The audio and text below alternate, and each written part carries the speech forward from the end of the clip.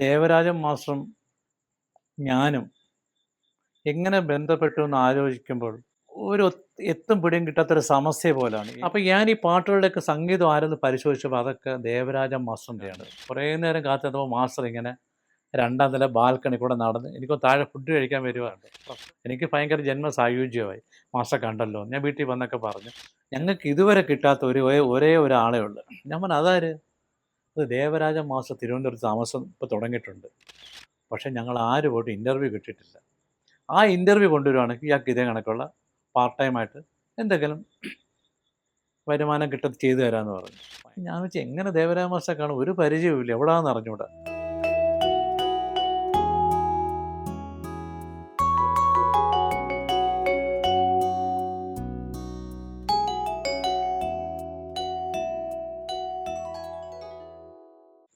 ഞാൻ വെച്ചാൽ എങ്ങനെ ദേവരാജ മാസ്റ്ററെ കാണും, ഒരു പരിചയവുമില്ല, എവിടാന്ന് അറിഞ്ഞൂടാ. അപ്പോൾ ആരോ പറഞ്ഞു എന്നെ പഠിപ്പിച്ച നമ്മുടെ ഇൻസ്റ്റിറ്റ്യൂട്ടിൽ ഡയറക്ഷൻ പഠിപ്പിച്ച കെ ചന്ദ്രൻ, അദ്ദേഹം പൂന ഫിലിം ഇൻസ്റ്റിറ്റ്യൂട്ടിലെ സ്വർണ്ണമേള നേടിയ വ്യക്തിയാണ്. ആശ്രമം എന്നൊരു പടം എടുത്ത് പരാജയപ്പെട്ടു. പ്രശസ്ത കഥകളി നടൻ കുടമാളൂരിനെ പറ്റി ഒരു ഡോക്യുമെൻ്ററി എടുത്തു. അതിൻ്റെ മ്യൂസിക്കൊക്കെ ചെയ്ത് ദേവരാജ മാസ്റ്ററാന്ന് ചന്ദ്രൻ സാറ് ക്ലാസ്സിൽ പറഞ്ഞു കേട്ടിട്ടുണ്ട് ഇങ്ങനെ. അപ്പം ഞാൻ പറഞ്ഞു, ചന്ദ്രൻ സാറേ ഇപ്പം കോഴ്സ് കഴിഞ്ഞു, സാറേ എനിക്കൊരു ഉപകാരം ചെയ്യണം. എന്താ മധു? അത് എനിക്ക് ദേവരാജൻ മാസ്റ്ററിൻ്റെ ഇൻ്റർവ്യൂ വേണം, വെള്ളി നക്ഷത്രത്തിൽ കൊടുക്കാനാണ്. അയ്യോ, ഞാനങ്ങും വരത്തില്ല. പണ്ട് റെക്കോർഡിംഗ് സ്റ്റുഡിയോയിൽ മമ്മൂട്ടി അറിയാതെ കയറി വന്നതിന് എന്നെ വഴക്ക് പറഞ്ഞ ആളാണ്. ഞാൻ പറഞ്ഞു അത്രയ്ക്ക് വഴക്ക് പറയുന്നതൊക്കെ ആൾക്കാരാണ്. അതെ, ആവശ്യമില്ലാതെ ആരും അങ്ങനെ മാസ്റ്റർ അടുപ്പിക്കത്തില്ല. സംഗീതത്തിൻ്റെ ലോകത്ത് വിഹരിക്കുന്ന ഒരു തപോനിഷ്ഠനാണ് അദ്ദേഹം. അനാവശ്യമായി അദ്ദേഹത്തിൻ്റെ ശല്യപ്പെടുന്ന ഇഷ്ടമല്ല. ഞാൻ നിരാശനായി. നമ്മുടെ ഏക ആശ്രയവും പൊളിഞ്ഞു. ഞാൻ എന്ത് ചെയ്യും? അപ്പം പറഞ്ഞു, സാറേ വീടൊന്ന് പറഞ്ഞാൽ ഞാൻ പോയിക്കോളാം. ഏറ്റവും വലിയ ഗതികേടില്ല, ഒരു വലിയ ഓപ്പർച്യൂണിറ്റി കിട്ടിയിരിക്കുക. അപ്പം എനിക്ക് ആരെയും പേടിയില്ല. എങ്ങനെയെങ്കിലും ഈ ഇൻ്റർവ്യൂ മാസ്റ്ററിൽ നിന്ന് മേടിച്ചെടുക്കണം എന്നുള്ളൊരു ദൃഢപ്രതിജ്ഞ. കാരണം ജീവിതത്തിൻ്റെ നിസ്സഹായ അവസ്ഥയാണെന്ന് ആലോചിക്കണം. ഇതില്ലെങ്കിൽ ഒരു പട്ടിണിയാണ് അവിടെ. അതാണ് ഒരു ബലം നൽകി എനിക്ക്, ഒരു ധൈര്യം, അതുവരില്ലാത്ത ധൈര്യം. അങ്ങനെ ഞാൻ മാസ്റ്ററിന് കരമന പാലത്തിൻ്റെ അടുത്താന്ന് പറഞ്ഞു. അത്രേ പറഞ്ഞുള്ളൂ. ഇനി ഞാനെങ്ങാനും ചെന്ന് എന്തെങ്കിലും പ്രശ്നം ഉണ്ടാക്കണേ, ചന്ദ്രൻ സാറിനെ വിളിച്ച് മാസ്റ്റർ ചീത്ത പറയണം എന്നൊക്കെ ആയിരിക്കും ചന്ദ്രൻ സാറ് കരുതിയത്. അങ്ങനെ എന്തെങ്കിലും അനുഭവം ഉണ്ടായി കാണും. അത് പോട്ടെ. ഞാൻ ഏതായാലും കരമന പാലത്തിനടുത്ത്, അന്ന് 80 പൈസ ടിക്കറ്റായിരിക്കും, ഇപ്പോഴും 80 പൈസയാണ് ടിക്കറ്റിന്. ഞാനവിടെ ടിക്കറ്റ് ഇറങ്ങി. അപ്പോൾ 2 ചായക്കടകളുണ്ട്, തൊട്ടപ്പുറത്ത് TVS. അപ്പം അവിടെ ഞാൻ ചോദിച്ചു, ദേവരാജ് മാസ്റ്റർ? അത് തൊട്ടടുത്ത് വന്ന് 2 നില വീട് കാണിച്ചു തന്നു. ഞാൻ കുറച്ച് ബാക്കിലേക്ക് നടന്ന്, അപ്പോൾ താഴത്തെ നില ബെല്ലടിച്ചപ്പോൾ ഞാൻ ചോദിച്ചു, ദേവരാജ മാസ്റ്ററിൻ്റെ വീടല്ലേ ഇത്? അയ്യോ ഇല്ല, മാസ്റ്റർ മുകളില്ല. ഞാൻ പറഞ്ഞു, മാസ്റ്റർ ഉണ്ടോ? ഇല്ല, മാസ്റ്റർ മദ്രാസിൽ പോയേക്കോ. ഞാൻ പറഞ്ഞു, എനിക്ക് ഇവിടുത്തെ നമ്പറൊന്ന് തരാമോ? തരാം. അപ്പോൾ സരസാൻ നായർ, അതാണ് അവരുടെ പേര്. അവിടുത്തെ MKS നായർ എന്ന ഡോക്ടറിൻ്റെ വീടാണത്. ഡോക്ടറിൻ്റെ വൈഫാണ്. അവരിപ്പോഴും ഉണ്ട് അവിടെ. ഞാൻ ഇടയ്ക്കിടയ്ക്ക് അവിടെ സന്ദർശിക്കും. എനിക്ക് ആദ്യമായിട്ട് മാസ്റ്ററെ പരിചയപ്പെടാനുള്ള ഫോൺ നമ്പർ തന്ന വ്യക്തിയാണ് അവർ. അപ്പം ഞാൻ അവരെ ഫോൺ ചെയ്ത്, അപ്പം പറഞ്ഞു മാസ്റ്റർ വന്നിട്ടുണ്ടെന്ന് പറഞ്ഞു. അങ്ങനെ ഇതുവരെ രാവിലെ വഞ്ചിനാട് എക്സ്പ്രസ്സിൽ കയറി തമ്പാനൂർ വന്ന് കരമന ഇറങ്ങി. അവിടുത്തെ ചായക്കടയിൽ തൊട്ട് സതി എന്നൊരു ചായക്കടക്കാരനും ഹരി, 2 ചായക്കടക്കാരാണ്. അപ്പോൾ ഞാൻ കയറി ഹരിയുടെ കടയിൽ. ഹരി കുറച്ച് കാര്യങ്ങളൊക്കെ പറഞ്ഞു തന്നിങ്ങനെ. ആരോട്ടും മിണ്ടത്തൊന്നുമില്ല മാസ്റ്റർ ഇങ്ങനെ, പക്ഷേ കുഴപ്പമൊന്നുമില്ലെന്നൊക്കെ പറഞ്ഞ്. അപ്പോൾ ഒരുപാട് ആൾക്കാരൊക്കെ വരുന്ന സ്ഥലമാണെന്നൊക്കെ പറഞ്ഞു. ഞാനങ്ങനെ കയറി ചെന്ന് താഴെ ചോദിച്ചു, മാസ്റ്റർ ഉണ്ടോ? ആ ഉണ്ടുണ്ട്, മുകളിൽ ബെല്ലടിച്ചാൽ മതിയെന്ന് പറഞ്ഞു. അങ്ങനെ ഞാൻ സ്റ്റെപ്പ് കയറി, ഡോറുണ്ട്, അവിടെ ബെല്ലുണ്ട്. ബെല്ലടിച്ചപ്പോൾ ഒരു വയസ്സായ ഒരാൾ ഇറങ്ങി വരുന്നത്. അപ്പോൾ എനിക്ക് ദേവരാജ മാസ്റ്റർ അല്ലല്ലോ ഇത്. എന്താ വന്നേക്കുന്നത്? മാസ്റ്ററെ കാണാനാണ്. അയാൾ അകത്തേക്ക് കയറി പോയിട്ട് വന്ന് വരാൻ പറഞ്ഞു. അപ്പോഴും മാസ്റ്റർ ഒരു മേശയാണ്, വലിയൊരു മേശ, ബുക്കൊക്കെ അടുക്കുക മേശ, ബുക്കൊക്കെ മാറ്റി വെച്ചിട്ട് ഒരു റെക്സിൻ്റെ അകത്ത് മാസ്റ്റർ ഇങ്ങനെ തടവിക്കൊണ്ടിരിക്കുക ഒരാൾ, എണ്ണയിട്ട്. അപ്പോൾ അയാളത് കഴിഞ്ഞിട്ട് പോകുമ്പോൾ മാസ്റ്റർ കുളിക്കാനുള്ള തയ്യാറെടുപ്പില്ല. അപ്പം അതേ കിടപ്പിൽ എൻ്റെ അടുത്ത്, എന്താ വന്നത്? ഞാൻ പറഞ്ഞു, കൊല്ലത്തു നിന്നാണ് വന്നത്. എന്തോ ഒരു ധൈര്യത്തിന് കൊല്ലം. എന്താ കാര്യം? ഞാൻ പറഞ്ഞു, മാസ്റ്ററെ വളരെ പരിതാപകരമാണ് എൻ്റെ സ്ഥിതി, ജീവിക്കാനോ നിവൃത്തിയില്ല. ഞാൻ ഇൻസ്റ്റിറ്റ്യൂട്ടിൽ പഠിച്ചു, കെ ചന്ദ്രൻ സാറിൻ്റെ സ്റ്റുഡൻ്റാണ്.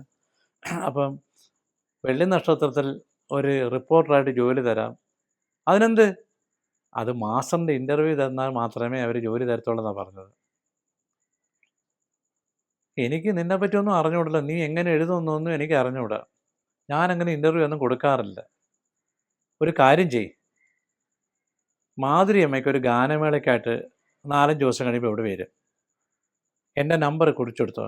നമ്പർ പറഞ്ഞു തന്ന് 490853 0471. ഇപ്പോഴും ഓർമ്മയുണ്ട് നമ്പർ. ശരിയെന്ന് പറഞ്ഞു. അങ്ങനെ ഞാൻ കുറേ ദിവസം കഴിഞ്ഞ് ഫോൺ ചെയ്യാൻ പറഞ്ഞു. അവർ വന്നിട്ടുണ്ട്, ഇന്ന് പ്രോഗ്രാം ഉണ്ട്, നാളെ വരാൻ പറഞ്ഞു. അടുത്ത ദിവസം രാവിലെ ഇതവണ 10 മണിക്ക് വഞ്ചിനാട് എക്സ്പ്രസ്സിൽ കയറി കാപ്പി കുടി കഴിഞ്ഞ് അവിടെ ചെന്നപ്പോൾ മാധുര്യമ്മയുണ്ട്. മാധുരിയെ കണ്ടപ്പോൾ എനിക്ക് ഭയങ്കര സന്തോഷം. കാരണം അവരുടെ എല്ലാ പാട്ടുകളും എനിക്ക് ഹൃദിസ്ഥമാണ്. ദേവരായ മാസ്റ്റർ എല്ലാ പാട്ടും. അപ്പം അവരെ കൂടെ കണ്ടപ്പോൾ എനിക്ക് ഭയങ്കര സന്തോഷമായി. മാസ്റ്ററിൻ്റെ ഇൻ്റർവ്യൂ കിട്ടുമല്ലോ, ഇവരുടെ ഇൻ്റർവ്യൂ നന്നാവുകയാണെങ്കിൽ മാസ്റ്ററിൻ്റെ ഇൻ്റർവ്യൂ കിട്ടുമല്ലോ എന്നുള്ള ചിന്തയാണ് എനിക്ക്. അങ്ങനെ ഞാൻ ഒരു കസേരയിൽ മാസ്റ്റർ തൊട്ടടുത്തിരിക്കുന്നു, അവരടുത്തിരിക്കുന്നു. ഞാനിങ്ങനെ ഓരോ ചോദ്യങ്ങളായിട്ട് ഓരോന്ന് ചോദിക്കും. മാസ്റ്റർ കേട്ടുകൊണ്ടിരിക്കുക. അപ്പോൾ എനിക്ക് ഒരു ആദ്യത്തെ ചിങ്കാരവേലിനെ മൂക്കൊണ്ട് നാഗസ്വരം വായിച്ച തൊട്ട് കസ്തൂരി തൈലമിട്ട്, പ്രിയ സഖികെങ്ക്, ആദ്യത്തെ ഡുവറ്റ് കൈതപ്പ് വിഷറി ഒക്കെ ചോദിച്ചു വന്നപ്പോൾ ഇൻ്റർവ്യൂ ഒക്കെ തീർന്ന് 1 മണിക്കൂർ എടുത്ത മാധുര്യം എനിക്കൊരു കാപ്പിയൊക്കെ ഇട്ടുകൊണ്ട് തന്നു. അതെല്ലാം കഴിഞ്ഞ് ഞാനും ചോദിച്ചു പോട്ടെ എന്നൊക്കെ ചോദിച്ചു പോയി. ഒന്നും പറഞ്ഞതുമില്ല. എനിക്ക് നമ്പറുണ്ട്. ഞാൻ പറഞ്ഞു എനിക്ക് നമ്പറില്ല, അപ്പോൾ നീ എന്നെ വിളിച്ചാൽ മതിയെന്ന് പറഞ്ഞു. ഇത് ഞാൻ വെള്ളി നക്ഷത്രത്തിൽ കൊണ്ടു കൊടുത്തു. അത് എനിക്കത് മാർച്ച് ഏപ്രിലായെന്ന് തോന്നുന്നു. ഏകദേശം ഒരു ഒക്ടോബറിലോ നവംബറിലോ ആണെന്ന് തോന്നുന്നു ഇത് പ്രസിദ്ധീകരിച്ചു വന്നു. ഞാൻ അറിഞ്ഞത് എൻ്റെ അടുത്ത് ആരോ വിളിച്ചു പറഞ്ഞു ഇത് മാധുരി എന്നാണ് എൻ്റെ ക്യാപ്ഷൻ വന്നത്. അപ്പോൾ വളരെ ഇഷ്ടപ്പെട്ടു എല്ലാവർക്കും. അപ്പം ഞാൻ മാസ്റ്റർ ഫോൺ നമ്പറിൽ വിളിച്ചപ്പം ഫോൺ എടുത്തില്ല. വീണ്ടും അടുത്ത ദിവസം വിളിച്ചപ്പം പറഞ്ഞു ഞാൻ ഇന്നലെ കോട്ടയത്ത് പോയിരുന്നപ്പം വെള്ളി നക്ഷത്രം കണ്ടു, ഇൻ്റർവ്യൂ കൊള്ളാം, നന്നായിട്ടുണ്ട്, ഭയങ്കര സന്തോഷം. നിനക്ക് എപ്പോഴാണ് ഒരു ദിവസം ഇങ്ങോട്ട് വരാൻ പറ്റുന്നത്? നാളെ വരാം. ശരി, നാളെ വരാം. വലിയ സന്തോഷം. മാസ്റ്ററിൻ്റെ ഇൻ്റർവ്യൂ പ്രതീക്ഷിച്ച് അതും കൂടെ കിട്ടിയ അപ്പോൾ എനിക്ക് 75 രൂപ വെള്ളി നക്ഷത്രത്തിന് പ്രതിഫലം കിട്ടി. ആദ്യമായിട്ട് ഒരു പ്രതിഫലം കിട്ടുന്ന 75 രൂപ. കാനറ ബാങ്കിൽ അക്കൗണ്ടൊന്നുമില്ല. അങ്ങനെ പരിചയപ്പെട്ട് അക്കൗണ്ട് തുടങ്ങി ഈ കലാവധിയിൽ നിന്ന് കിട്ടുന്ന വെള്ളി നക്ഷത്രത്തിന് കിട്ടുന്ന 75 രൂപ അവിടെ മാറി 5 രൂപ അവിടെ ഇട്ടിട്ട് 70 രൂപ എടുത്ത് ഭയങ്കര സന്തോഷം തോന്നി. മാസ്റ്ററോട് കാര്യം പറ, മാസ്റ്റർ ഇങ്ങനെ 75 രൂപ കിട്ടി. പിന്നെ നീ ഇൻ്റർവ്യൂ ഒക്കെ എഴുതി, എൻ്റെ ഇൻ്റർവ്യൂ തരാം, അതിന് മുമ്പ് ഞാൻ നിനക്ക് ഒരു ജോലി തരാം. ഞാൻ അന്തപ്പെട്ടു. എന്തോ ജോലി? ദേവരാജ മാസ്റ്ററിന് ഏത് ജോലിയും സന്തോഷത്തോടെ സ്വീകരിക്കുക. ആ മനുഷ്യനോട്ട് ഒരു 10 മിനിറ്റ് സംസാരിക്കാൻ കിട്ടുമല്ലോ, അതാണ് എൻ്റെ ആഗ്രഹം. നിനക്ക് എന്തൊക്കെയോ പഴയ സിനിമയെ പറ്റി അറിയാൻ തോന്നുന്നു. ഞാൻ ഒരു പരിപാടി നടത്താൻ പോവാം. 50 വർഷത്തെ മലയാള ചലച്ചിത്ര സംഗീത ചരിത്രം. ഭയങ്കരവാത്, ഒരുപാടുണ്ട്. അപ്പോൾ വളരെ ഗഹനമായിട്ടും അതിലാൾക്കാരെ പറ്റി അവരെ പോയി കാണണം, സംസാരിക്കണം. ഞാൻ നിനക്ക് പ്രൈമറി ഒരു ലിസ്റ്റ് തരാം. പിന്നെ എനിക്ക് പൈസയൊന്നും തരാൻ പറ്റത്തില്ല. വണ്ടിക്കൂലിക്കൊള്ളൊക്കെ കാര്യങ്ങൾ തരാം, കുറച്ച് തരാം. വലിയ എമൗണ്ടൊന്നും പ്രതീക്ഷിക്കരുത്. ചെലവിനുള്ള പൈസ തന്നിരിക്കും. ഞാൻ സമ്മതിച്ചു. അങ്ങനെയാണ് മാസ്റ്ററോട് ഒരു ബന്ധപ്പെടാനും അവിടെ നിൽക്കാനും. ആദ്യമൊക്കെ വന്നും പോയി ഇരിക്കുമായിരുന്നു. അങ്ങനെ പിന്നെ അങ്ങനെ പറ്റത്തില്ല, നീ ഇവിടെ താമസിക്കണം. പല സ്ഥലങ്ങളിലും പോയി മാസ്റ്ററിൻ്റെ ഒരു എഴുത്ത് തന്നിട്ടുണ്ട്. മാസ്റ്റർ ഒരു എഴുത്ത്, ഈ വരുന്ന മാധു 50 വർഷത്തെ മലയാള ചലച്ചിത്ര സംഗീത പുസ്തകത്തിന് വേണ്ടി വിവരങ്ങൾ ശേഖരിക്കാൻ വരുന്നതാണ്, അവനുമായി സഹകരിക്കുക. കൊണ്ടു കൊടുക്കുമ്പോൾ എല്ലാവർക്കും സന്തോഷമായി. അങ്ങനെ തന്നു. അങ്ങനെ അതെല്ലാം കഴിഞ്ഞു. വർഷം അത് ഞാൻ പറഞ്ഞു. അങ്ങനെ വളരെ അടുത്ത ബന്ധമായി. വളരെ അടുത്ത ബന്ധം ആ മാസ്റ്റർ ജീവിതത്തിൻ്റെ ഭാഗമായി മാറി. അദ്ദേഹം ഒരു മകനെ പോലെ എന്നെ കരുതാൻ തുടങ്ങി. എനിക്കൊണ്ട് എല്ലാ കാര്യങ്ങളും ചെയ്തു തന്നു. ആ ബന്ധം അവസാനം മരിച്ച് ചിതയ്ക്ക് തീ കൊളുത്താൻ എനിക്കൊരവസരം കിട്ടി. അത് ഞാൻ പോലും പ്രതീക്ഷിക്കാതെ. മാസ്റ്ററിൻ്റെ മകൻ്റെ മകനാണ് ചിതയ്ക്ക് തീ കൊളുത്തി. ഞാനിങ്ങനെ മാറി ഇങ്ങനെ മുനിസിപ്പാലിറ്റി ബിൽഡിങ്ങിൽ മാസ്റ്ററിൻ്റെ മൃതദേഹം കിടത്തി അവിടെ നിന്നാണ് എടുത്തുകൊണ്ട് പോയത്. ഞാനിപ്പോൾ മാറി ആ മുറിയുടെ ഒരു കോണിൽ നിൽക്കുകയാണ്. പരവൂരിലെ പാർക്കിലാണ് അടക്കുന്നത്. അപ്പം ഒരാൾ ഓടി വന്ന് ചോദിച്ചു, ആരാ മധു? ഞാൻ പറഞ്ഞു, ഞാനാ. ആ മധുവിനെ വിളിക്കുന്നത്. ഞാൻ ചെന്നപ്പം എല്ലാവരും കൂടെ പറയാം, മധു ചെതയ്ക്ക് തീ കൊളുത്തുന്നു. അത് കൊച്ചുമകൻ മാസ്റ്ററിൻ്റെ രാജനന്ദൻ്റെ മകൻ അമനാണ്. 2 വയസ്സുണ്ട് അവൻ അന്നേരം. കുട്ടി പറയുവാണ്, മധുമാമനെ കൂടെ വിളിക്കണം, മധുമാമനെ കൂടെ വിളിക്കണം. ഭയങ്കര നിർബന്ധം. എന്താണെന്ന് എനിക്കിപ്പോഴും വിശദീകരിക്കാൻ പറ്റിയിട്ടില്ല. അങ്ങനെ അപ്പം ഞാൻ പാൻറ്റും ഷർട്ടും ഇട്ടുകൊണ്ടിരിക്കുക. അപ്പോൾ ഊരാൻ സമയത്ത് പാർക്കാണ്. അപ്പോൾ ഒരു കർമ്മി പറഞ്ഞു, വേണ്ട, തോർത്ത് ഉടുത്താൽ മതി. ഒരു വലിയ തോർത്ത് എനിക്ക് തന്നു.